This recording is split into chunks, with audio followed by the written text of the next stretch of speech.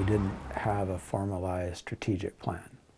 We don't want it to be complicated, and what are the core goals, and then getting people together, talking about what's important, and kind of formalizing those key pieces around inclusion, compassion, and belonging, and supporting each other are embedded. And I think without that, it's easy to get lost.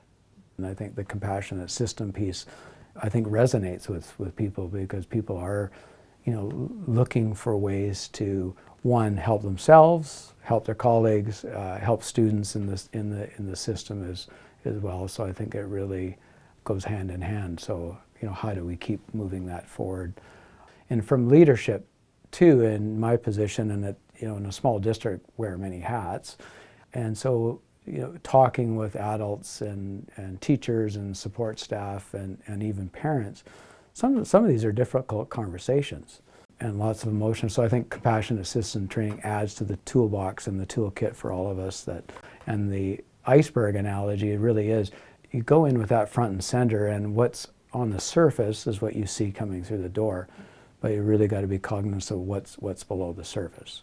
And I think keeping that in mind, and being in small communities too, you either, if you don't know the person really well, you know the person, you've heard the name, or sometimes there's family structures and other things. So I think the word compassion comes in all the time. Is someone's upset, how do we help the person and get to the root? Because our goal is, I think, when we dig deep at the human level, we improve things for everyone in our system. So it's very important.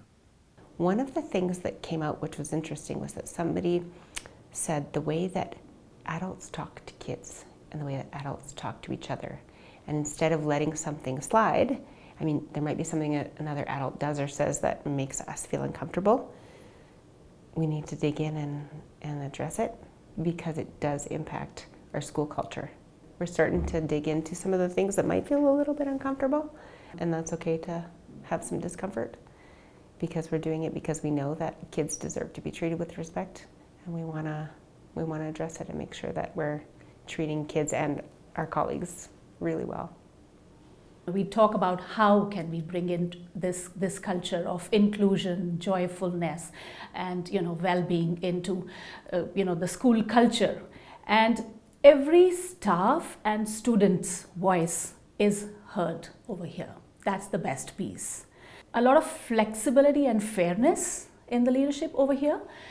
That's the beauty of it, and you want to come to the workplace. The children want to come to school, I have a little bug box in the staff room where people can anonymously just drop something to vent without having to sign their name to it. And a couple of times people were venting about student behavior, but almost wishing that another person wasn't talking to a child in a way that might shame them, or realizing that people weren't all on the same page as far as student behavior and discipline and what consequences there should be. And so we started with the ladder of inference and talked about how we make conclusions about learners, and where our whole idea about what school should be like and what discipline should be like, and punitive discipline. And from there, after we had that discussion, then it led into wanting to come up with a common vision and using the iceberg to talk about what it looks and feels like now, but what our aspirations are for our school and what would need to happen to make that aspiration a reality. Anything we do that's a school-wide activity has had to connect back to the notion of compassion, connection, choosing peaceful resolutions. So we make big public celebrations or acknowledgements of anything that is a message in that regard. So Orange Shirt Day and Truth and Reconciliation, Pink Shirt Day, the Moose High Campaign, Share the Love Day. These are the things that we focus on as a school and make sure that there are lots of attention brought to them, and then talking to the learners and the adults about why we're bringing attention to those days. It matters that every learner feels safe and respected. I think part of decolonizing education is about realizing that we are going to get more authentic and deep learning out of students when they are not motivated by fear, but when they are motivated by love and passion and excitement and and have their learning fire lit. Also just such a great sign of their feeling confident in who they are and confident with sharing with other people. How we show up makes all the difference for the people that we're with. It makes all the difference for the workspace. It makes all the difference with the kids that we work with. You know, if there's any way for a system to change from an individual to a family, to a school, to a community, to a country, it is in how we show up and each of us doing our own work. The way we interact with others has ripples, and they're much larger than we may imagine. So as each person starts to make changes, it spreads to other people, and it has an effect in the people around them, and then so I think that's how it grows. The adult well-being is very important, you know, and it's very complex too, and so we have to invest in that, and I think we need more of that. You know, we do see that, you know, across Canada there's, you know, more medical leaves and stress and all of this, and it's a complex world. If I had my wish, I think, you know, we should be promoting in lots of health initiatives, because healthy adults mean healthy kids. An adult who isn't regulated can't help a learner to regulate. And we have all been around people who are having maybe a hard day, who are grumpy, who are impatient, and you pick up on that energy. Sometimes we believe that that energy is about us. Children definitely do. So if adults are not well, their lack of wellness is passed on to the learners, who then act out, don't learn, and are unhappy and don't want to come to school. Learning how to train your brain, that our brain is there as a muscle to be trained. And I feel like unless we can train our brains to handle the stressful times, then, you know, you can do everything right as a teacher, but you're still going to have those moments where you can't control your response. We should do our due diligence to contain that as much as possible. And I really find that the compassionate systems work, you know, not only does it give you tools to deal with things, but it helps you develop practice to deal with those hard moments. And that's what I'm seeing from my colleagues with compassionate systems in the Master Practitioner program, is that so many people are saying, wow, I had this negative interaction, and normally that would send me into a spiral, and I was okay. Like, I took a deep breath, I realized where that was coming from, and then I moved on. And I think when we have the power to do that, we have so much more opportunity to be consistent for our learners. And that is what's important, is how we show up for these kids. Because, you know, if we're consistent for all our kids, there's only good that can come from that. One thing that I really like when teachers do is when they actually let students talk about when they're like upset, and like actually let them talk what's in their mind instead of cutting them off every 2 seconds whenever they try to explain themselves. Allowing our learners to express what they're feeling and what they're going through, and using that to help deal with behaviors and not just like shaming them, and like that allows I think our learners to flourish more and be a lot more comfortable when it comes to school. I think the biggest thing that I've got out of compassionate systems is being grounded in an interaction. So when I'm working with students, I'm fully present, being with them, playing the game that we're playing or doing the activity that we need to get done. And in meetings with families, it's the same thing. And so I feel like that grounded piece is a real relationship builder. I got a lovely letter from the PAC this week, who said that in the past few years, this school has become a place where parents feel welcome to come through the door, and that was my goal, so that was great. Like kind of like around before you go to bed, or like when you get home. Okay. If In British Columbia, we do goal setting with the core competencies. Today, we are going to be going through a lesson using an aspirational iceberg for students to reflect on who they want to be as a learner. And my hope, and so far what I've seen, is that that really helps students set real goals for themselves moving forward. We're wrapping up grade 7. We're only got 6 weeks left. And so this is the start of their high school journey. They have 5 more years here, and I really want them to understand who they are as a learner, but also what they have control of. I would say that I was a learner who was a bystander of my own education. There's a lot of things that, looking back, I am really sad about the way my educational journey went. And it's easy, I think, in society to place blame on others for the way that things go. And I really realize with the iceberg that we have control over our own educational path. And I really want students to understand the control that they have in their own life and their own journey. And so I'm going to model it, talking about who I was as a learner, and then talking about who I want to be as a learner now. And then together they're going to fill out their own aspirational icebergs. And we're going to go through, as an event, different learners that they could be in their high school career, and then breaking it down to the patterns of behavior and the underlying structures that support who they want to be. So when we get to reflecting who we are as learners, we're not going to be writing anything down, and that's purposeful. I find that once we put something down on paper, we're kind of attached to it, and I don't want them attached to who they've been in the past. I want that to shape who they want to be in the future. And so those are the things that we want to write down. And then my hope is that that will help them see, especially the mental models of the underlying structure that they need to shape in order to be the learner that they want to be. One of the things that I've introduced is the aspirational iceberg.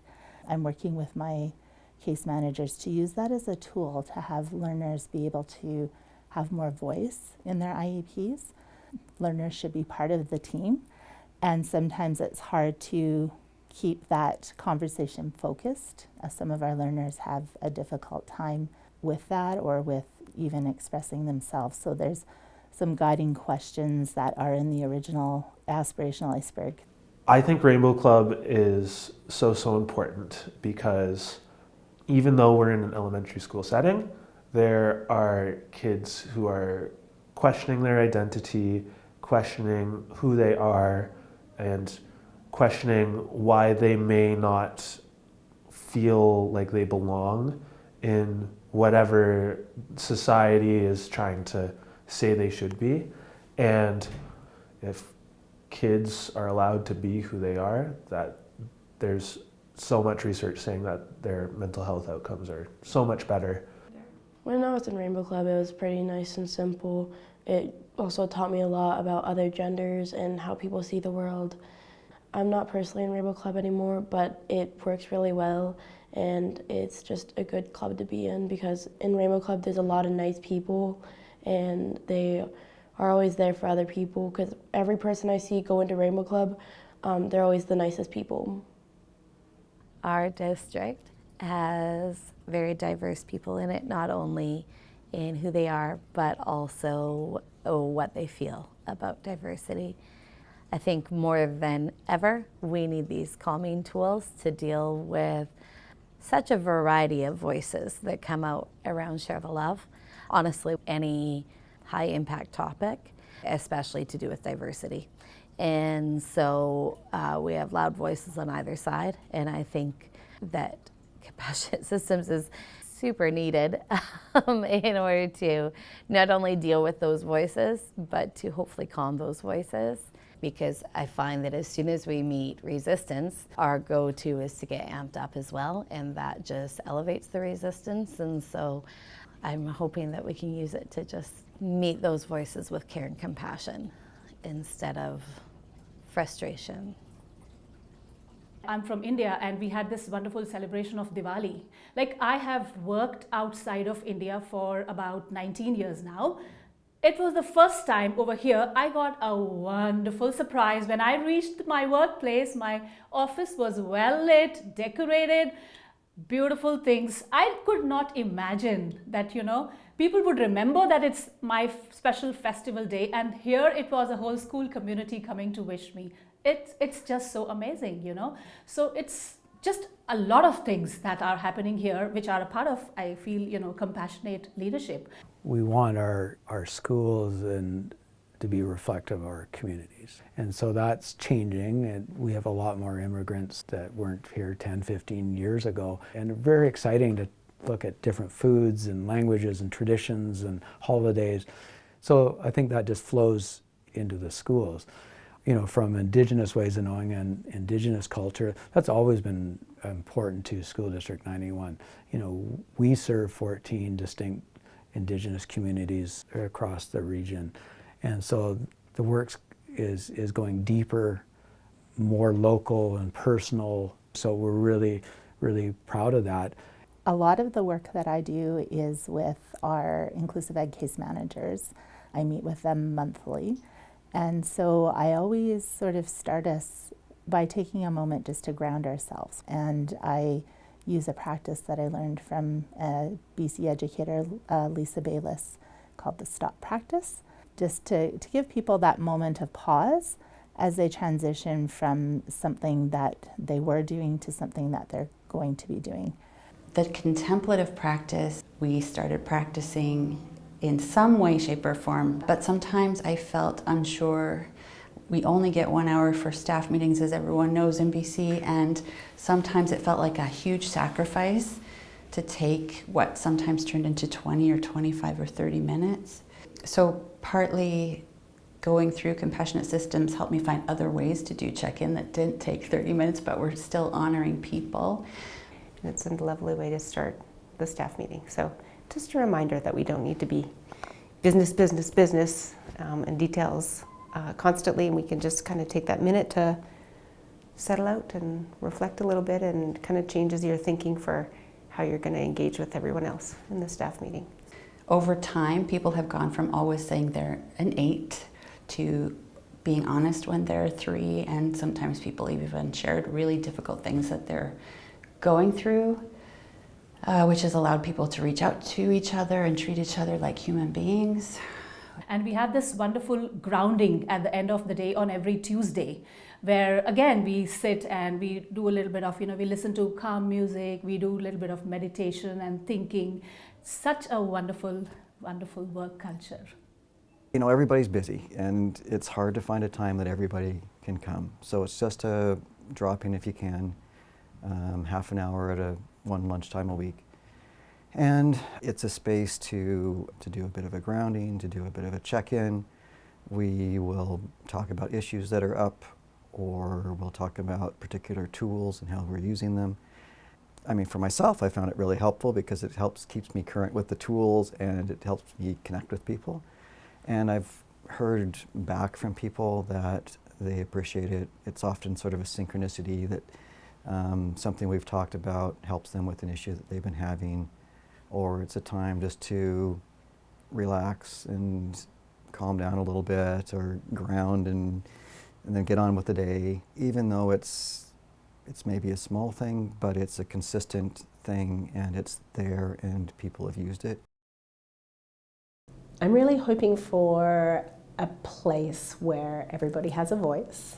As my role as an SLP, I'm really hoping that every child at this school has a voice, every child in our community has a voice, and able to express themselves for who they are and what they have to say. So I think holding compassion and openness towards everybody will help us get there. I think a lot of times us as educators see one more thing, not only in that we have to integrate one more thing, but we have to learn one more thing. And there is a learning aspect of it, but I have to say that the learning of compassionate systems is some of the most rewarding work I've ever done. Those sessions of learning have been healing and just so rewarding. So I don't really see that aspect as work. But when it comes to actually integrating it, the way that it works with what's already there feels like it's lessening the load rather than increasing the load. Every time one more person can find that kindness is the best choice. And anytime that one more person can understand that every moment of every day, our most basic choice is, are we going to be kind or not? Are we going to have compassion or not? And that is not only for the benefit of the people around us, but it's for our own benefit, and that makes us better and happier. And I guess my hopes is that it just grows in that way, one person at a time, and becomes more cohesive and enveloping and enwrapping. This work has healed a part of me that I maybe didn't even realize was broken. And that's what I want for others. I want that for my learners who've already gone through so much trauma. And I want that for my adults in the space that, you know, are having a hard time putting aside their own stuff every day in order to deal with kids. My dream is that people could embrace it more and use it to heal those parts of them and not cause harm to others. What hope do I see for a compassionate future? Well, I want to just first of all say we have a compassionate present, and I think we have actually can successfully say that we have got a little bit of a past of compassionate, because so many people have been doing this work and have deeply engaged in it, and they feel it, which I love. Like, obviously that gets me excited. And I think the hope for the future is to have folks just continue to engage with it. You know, be curious, be like, wonder, what does it mean? What does it mean for me? How can I bring this into the work that I'm doing? And I think that my hope for the future is that we create a whole system that can put their feet flat on the ground and take a collective breath and come into the space and just center themselves and then go forward and do the work in a really great way.